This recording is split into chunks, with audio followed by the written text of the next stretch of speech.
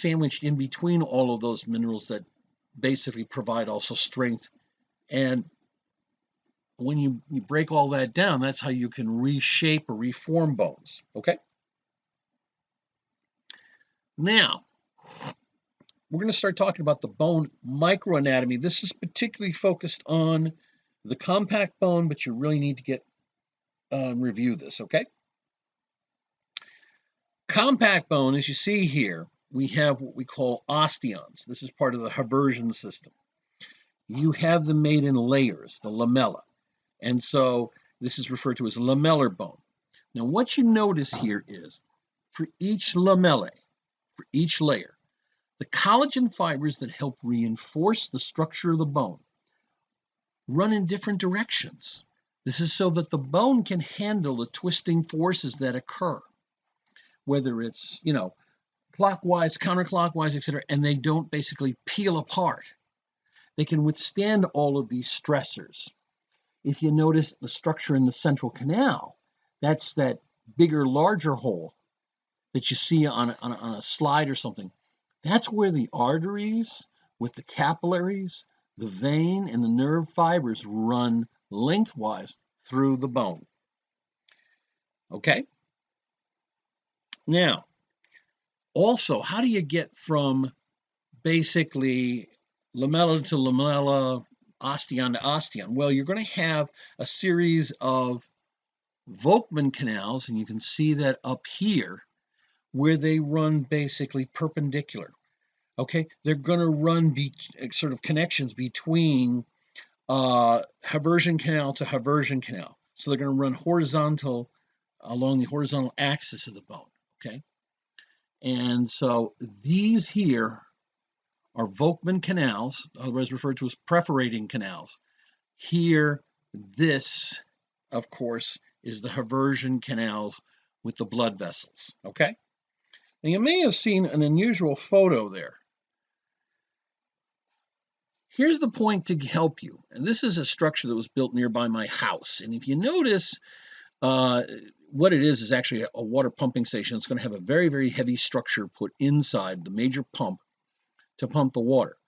So that means that basically when they're building this structure, they are not just going to lay out concrete. Oh no. What's going to happen is they're going to have to reinforce the concrete. And they use a material called rebar, which are sort of steel bars that enhance the strength and the stress limits of the concrete. In a similar way, this is what the collagen fibers do in our bones. If we did not make collagen fibers and we just had calcium phosphate in our bones, hey, it wouldn't be able to withstand the weight of our bodies. Instead, what we have are osteoblasts that lay down collagen fibers and then lay down right next to it all these wonderful crystals of what they also refer to as hydroxyapatite. Basically, it's calcium phosphate. Okay? Now, you need to be mindful of a couple of other things here. When we talk about osteocytes, these are cells that will build or break down the bone matrix. They are the ones that are mature. They're going to basically be monitoring things. They're going to basically have and occupy the lacuna in these osteons. Okay? So the little dots that you see are the lacunae. The large area here is the central canal. And oh, by the way, if you look here on this diagram in B, you see the osteocyte that's in the lacunae, and there are these little fissures or cracks that appear all the way along here, and these are called caniculi. What the caniculi do is they allow the osteocytes to extend their cell membranes so that they can basically have contact with other osteocytes. Okay? Now, if you have an osteon that is completely circular, a couple of layers, and everything's running great, we call that a, basically, this is a circumferential, okay? So think about it circular, lamellae. If we have ones that are not completely circular, they're sort of like, there. It looks like they're kind broken down, such as what you'd have in the center here. We call these interstitial lamellae. They're incomplete. The patterns, usually patterns between complete lamellae.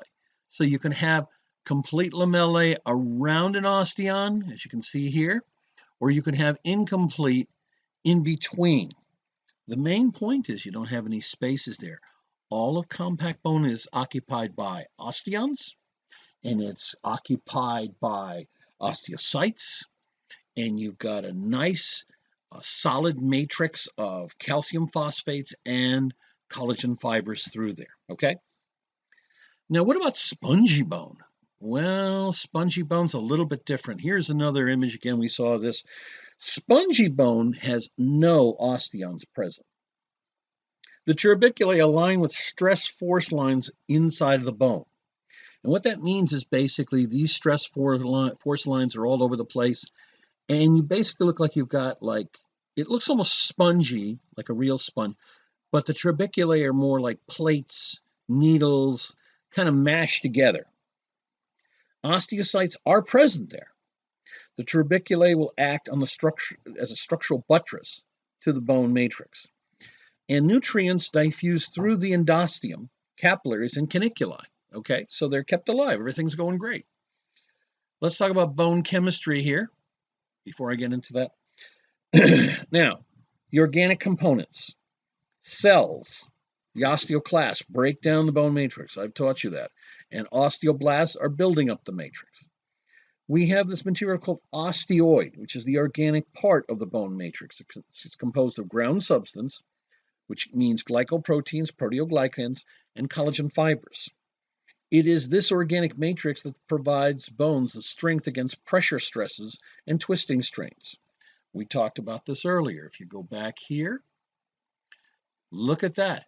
The collagen fibers are running in different directions from lamellae to lamellae, and as a result, they can withstand twisting forces and shear forces, etc. Now, the inorganic components, those are the mineral salts. They are referred to as hydroxyapatites. Calcium phosphate is basically it.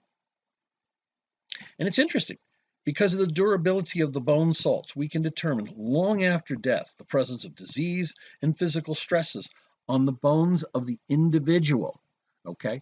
Some of the stresses will cause certain bones to kind of expand out and get more and more compact. And the other thing is this.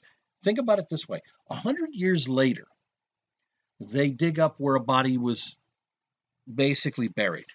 What did they find?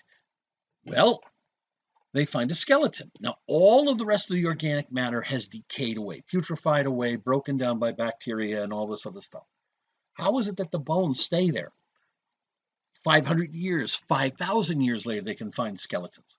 The reason you can find the skeletons is that unless they're exposed to very acidic conditions, the bones, the calcium phosphate does not break down in the presence of just water, okay?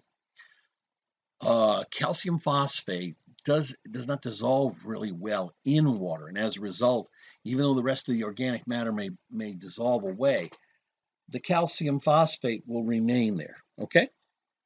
Now, by the way, you saw this here. This is table 6.1, bone markings.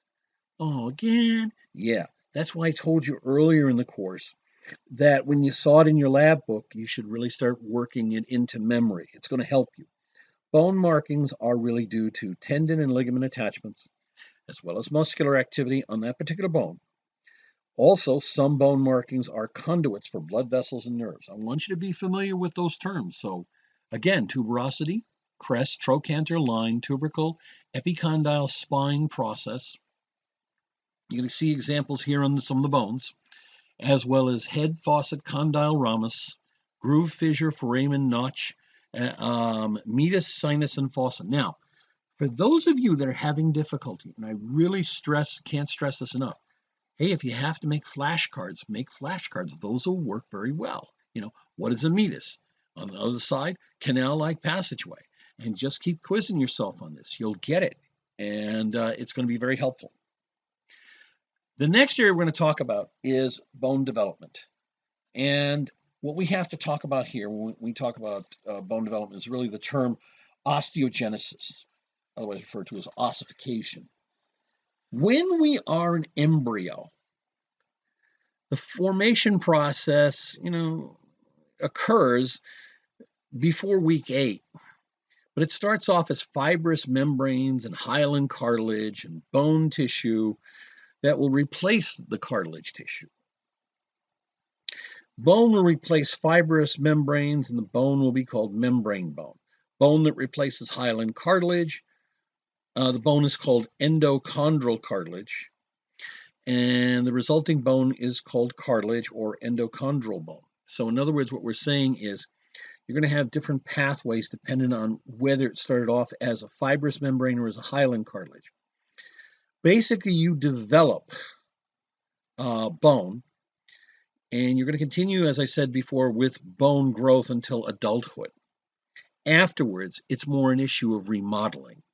And remodeling depends on physical activity and what stresses are under what bones and things like that. After injury, we will have also bone repair. Remember that I said to you that bone repair is much quicker because of the vascularization of that tissue as compared to repair of cartilage tissue. Now, there's 2 forms of ossification that we're going to touch upon, and that is intramembranous ossification. You can see that up here in figure 6.9. This results in the formation of cranial bones and the clavicles. That's it, okay?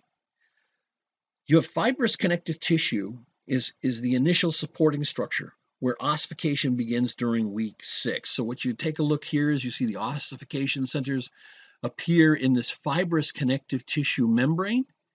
And what will happen is eventually this ossification center will start forming a bone matrix, which you see in number 2.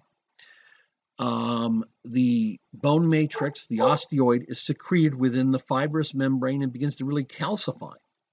Now, that sounds great, but then you're going to get to the point where what happens? Well, the trapped osteoblasts will eventually become osteocytes. They will mature. The osteoblasts will begin to secrete osteoid, and that's calcified within a few days. Then you get to the woven bone. The accumulation of the osteoid is laid down, and this is between the embryonic blood vessels in a random fashion. And this results in a network instead of lamellae of the trabeculae. And this is called woven bone. And you can see that the mesenchyme is condensing to form the periosteum. You have trabeculae of the woven bone, and you have also blood vessels that are going to supply nutrients. The vascularized mesenchyme is going to condense on the external face. Then you get into the real reconstruction and the building up. Lamellar bone is going to replace the woven bone. And it's going to be just deep to the periosteum. Remember that we talked about this. Now, in this case, you're going to have a lot of osteoblasts on the exterior. Okay? They're going to be laying down more of the compact bone. As for the spongy bone, that's going to remain there as a diploid, and it's going to be having cavities that will form the red marrow. Okay? Now, that only occurs really in the cranial bones and clavicles. What you see in all the other bones is what's called endochondral ossification. Okay? Now, you have a primary ossification center. This is the center of the shaft. It's composed of hyaline cartilage. Blood vessels will infiltrate the cartilage, and therefore they're supplying an increased nutrient supply to the bone tissue growth. Okay, so what happens next? Please don't mind my dog in the background. Anyways, step 1. The bone collar is going to form around the diaphysis of the hyaline cartilage model. You see it right there, okay? By the way, this is in figure 6.8 of your text. Then you have the diaphysis cartilage in the center. It's going to calcify, but then there's going to be a cavication, meaning it's going to form this space inside. And that's what you want. It's going to be eventually the future medullary cavity. The periosteal bud invades the internal cavities, and spongy bone is going to form. So you see that